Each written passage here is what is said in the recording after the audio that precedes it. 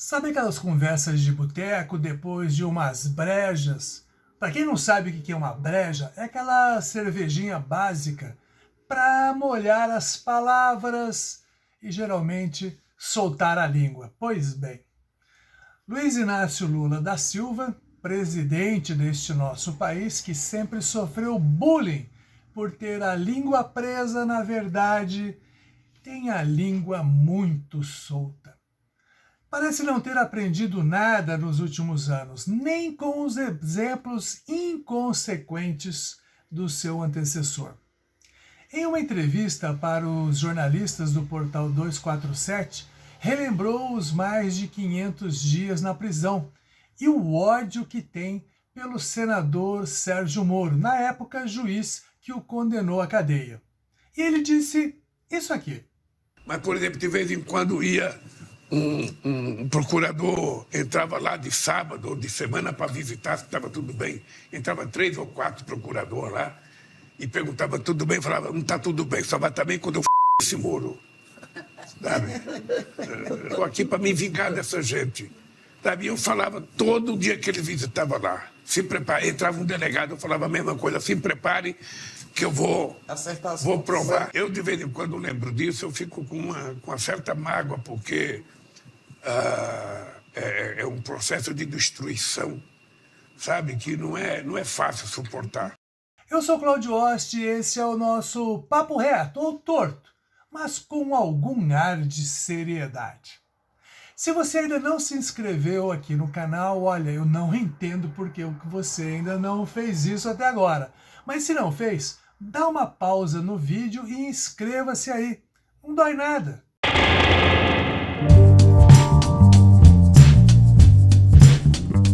Já dizia o ex-presidente José Sarney, escritor quase famoso, autor de Marimbondos de Fogo, que é preciso entender, preservar e exercer a liturgia do cargo. Lula odeia a liturgia do cargo. E ao falar na entrevista, rememorando lá os 500 e tantos dias de prisão, uma entrevista que ele achava que estava sendo gravada, mas era ao vivo, disse que queria vingança, que desejava, vou falar uma palavra diferente, ferrar Sérgio Moro.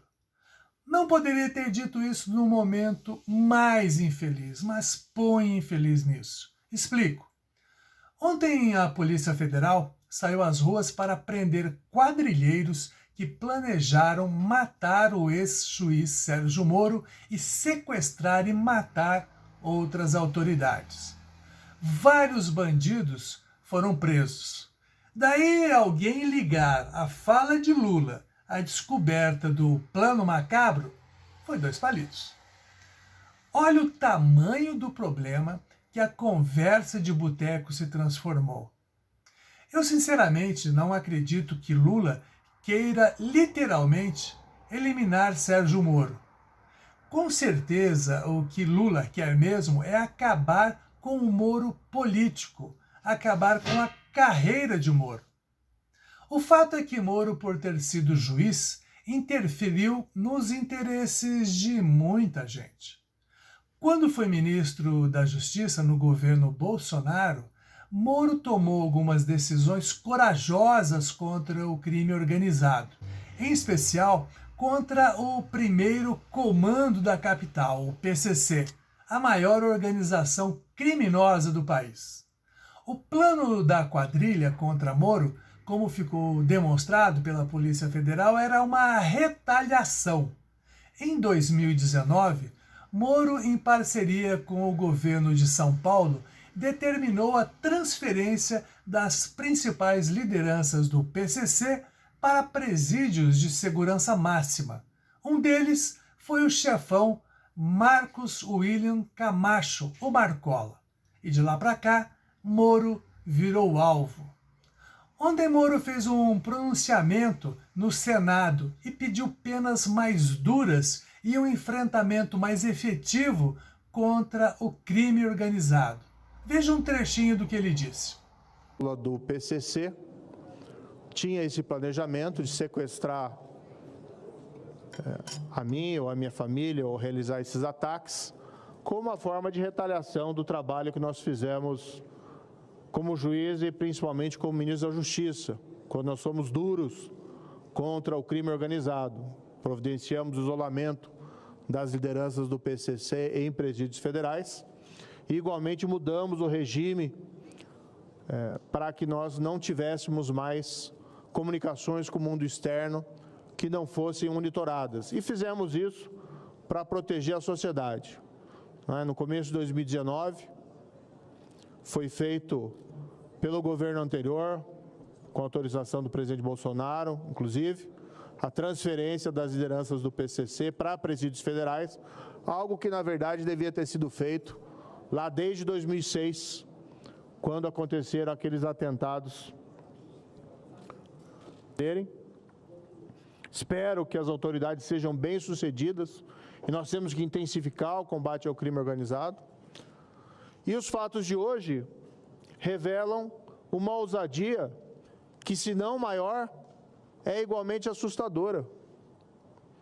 Desconheço, na história da República, um planejamento de organizações criminosas dessa natureza contra promotor do caso, que investiga o PCC, mas especialmente contra um senador da República.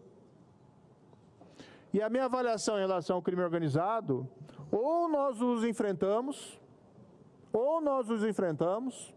ou quem vai pagar vão ser não só as autoridades, mas igualmente a sociedade. E isso tem que ser feito com políticas rigorosas, inteligentes, com base na lei, contra a criminalidade organizada. E como deve o Senado e como deve o Congresso reagir, presidente? Com o que ele é próprio, que são leis para proteger não só as autoridades, mas os cidadãos. Tomei a liberdade de resgatar um projeto que eu já tinha faz tempo, da época do Ministério da Justiça, e retomar esse cargo, mandato de senador, me permitiu que eu reaproveitasse esse projeto, e protocolei hoje, e solicitaria aqui humildemente o exame pelos meus pares, e possivelmente nós pudéssemos aprová-lo rapidamente, que é um projeto muito simples. Tive a oportunidade de mostrá-lo a Vossa Excelência anteriormente e discutir com outras autoridades da República, que prevê a criminalização de um planejamento para a prática de atentados contra autoridades.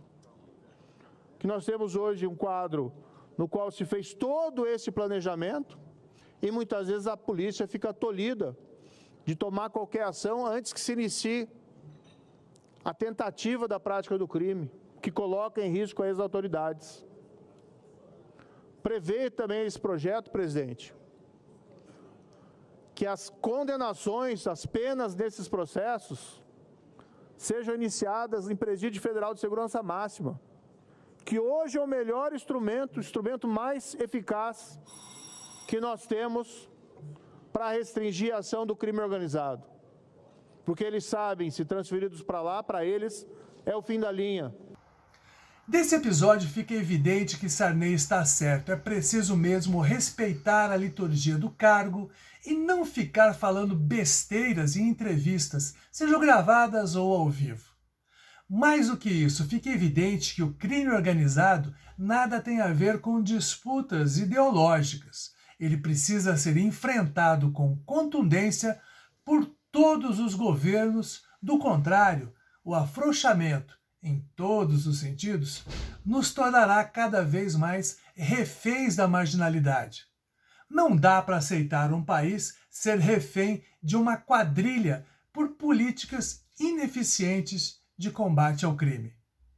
Eu sou Cláudio Oste. Se você curtiu esta coluna, compartilhe e não se esqueça de acionar o sininho para receber notificações dos próximos vídeos.